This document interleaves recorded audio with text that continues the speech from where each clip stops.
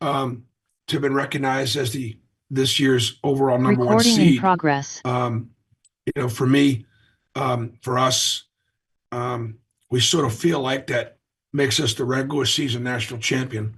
Um, and But it is a tournament sport, and we're 6 wins away from winning our first national championship.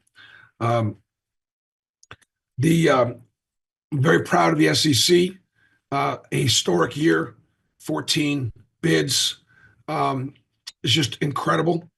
Proud of our league, proud of our coaches, their programs. Um, an incredible week of basketball in Nashville that absolutely did not disappoint, um, which makes winning the championship of the regular season even more satisfying. Um, we get St. Francis or Alabama State.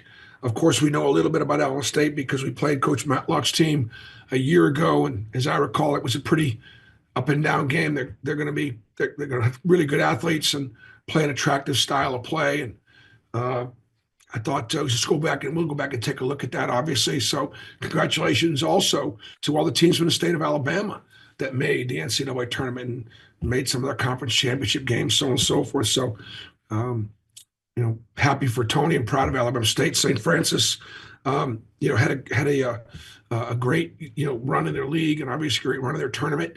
And those guys will play Tuesday night. We'll get the winner of that on Tuesday.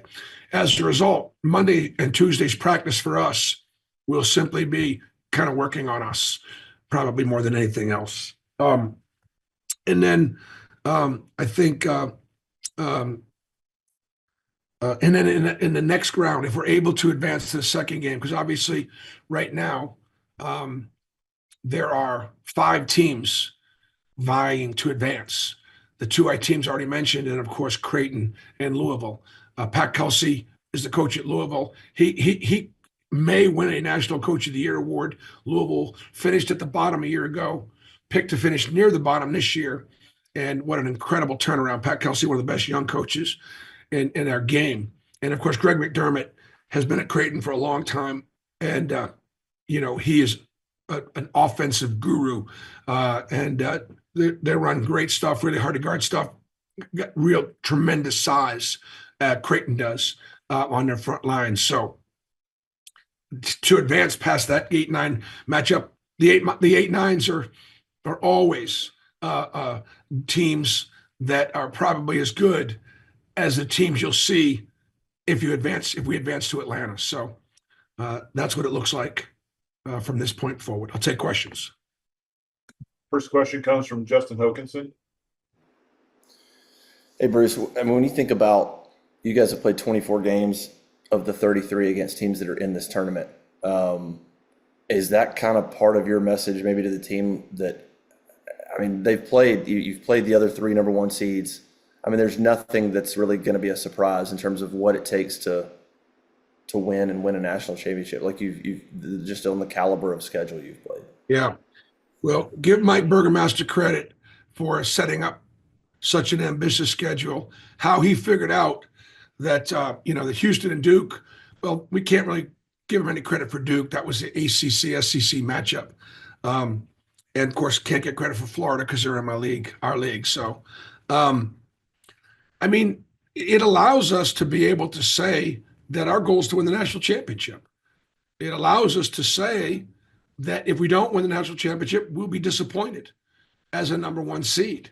And we recognize that it's been a long time since we played Houston and Duke, and which teams have gotten better, we'll find out.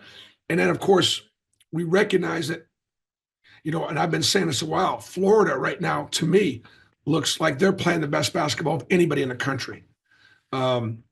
But listen, we're going to take it one game at a time. But obviously, these would be the highest goals I think I've ever had heading into the NCAA tournament, because I've never been. I'm more of a 12 seed guy in my whole career than I am a 1 seed. Next question comes from Justin Ferguson. Bruce, you mentioned that in the beginning, but what's kind of the challenge, or maybe the just kind of the difference in having to prepare kind of quickly for a team, that 16 seed just being could be two different completely styles of team y'all run up against depending on what happens in Dayton. Yep. Well, what we'll do is we'll have two different groups of my coaching staff working on each team like we're playing them. So I got some of my staff's working on Alabama State, like that's going to be the team. I got some other guys on my staff working on St. Francis because that's going to be the team we're playing against. And that's why right now I'll probably spend my first day or two taking a look at Creighton and Louisville.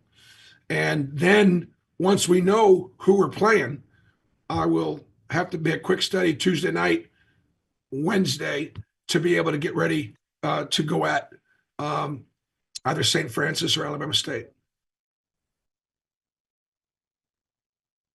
Next question is from Nathan King. Bruce, I know, like you said, taking it one game at a time, but you mentioned Pat Kelsey and Louisville. Were you surprised they were as low as an 8 seed? And then furthermore, were you surprised they were in Lexington with y'all being the number 1 overall seed? I had most of the stuff we had seen had them at the 6 or 7 line.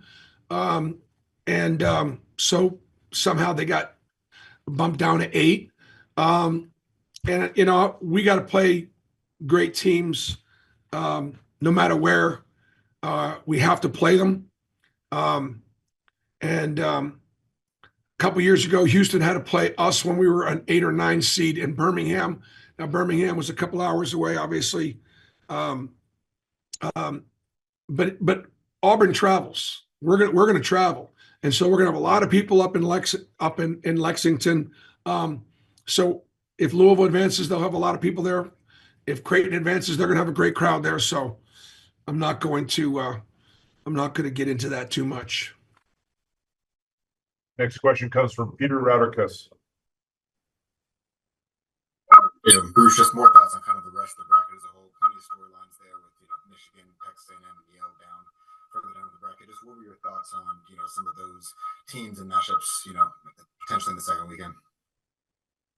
Okay, if somebody could, did anybody hear Peter's question? Because obviously I can't hear even if it's clear, let alone if it's kind of. Did anybody hear that? Yeah, Peter, can you re-ask the question? Yeah, can you hear me? Can you hear me? Just barely. You'll need to turn up your volume, please. Type it.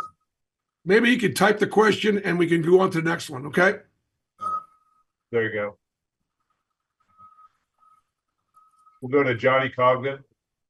Hey, Bruce, there's a potential that you guys could see Texas A&M down the road in this side of the bracket. That's a team that's obviously given you guys some trouble throughout the years. How excited are you and your guys to have an opportunity to see buzz and see the Aggies once again, potentially? Well, the only reason why we'd be excited about seeing Texas A&M again, because then it would mean that 2 SEC teams advanced to that game. But right now we're going to focus on this first weekend and focus on these teams.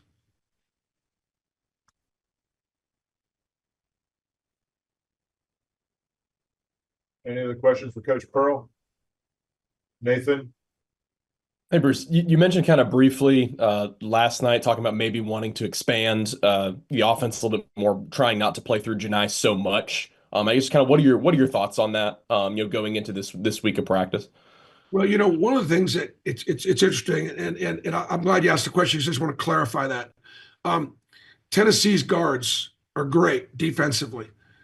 Ziegler and Meshack were on the all defensive team. Gainey could have been, and Lanier's a solid defender. And so our guards didn't have like easy matchups defensively. But I thought our front line, particularly Janai, who's our best offensive player, had an advantage on the inside. So we took advantage of him, and I'm glad we ran offense through him. One of the things I would like to see us try to do better is I would like to see us run the floor more. I'd like to see us be a little better in our transition offense. And that would be something that I would look to try to see if during the course of our getting there, we create some offense from our defense, which leads to some transition. But can we run after makes and put a little bit more pressure on the transition defense? I'd like to try to do that a little bit more, and that I think would help improve our offense. Coach, here's the question from Peter. What are your thoughts on the rest of the region with teams such as Texas A&M, Michigan, and Yale as potential second weekend matchups? Yeah, I honestly, I'm not avoiding the question. I just got to be able to focus on this weekend. And all the brackets are loaded with teams that can win it. And so I just let's set our sights on these four potential opponents. We have a follow-up from Justin Ferguson. Yeah, Bruce, you said after the Bama game, you were talking about postseason's about stepping up, and you had thought Janai was getting there, and obviously he had two really, really good games in the SEC tournament. Just like, what does that do for you guys when he is playing at the level he's playing, even after getting all these accolades and all that? He's continuing to kind of step his game up down the stretch.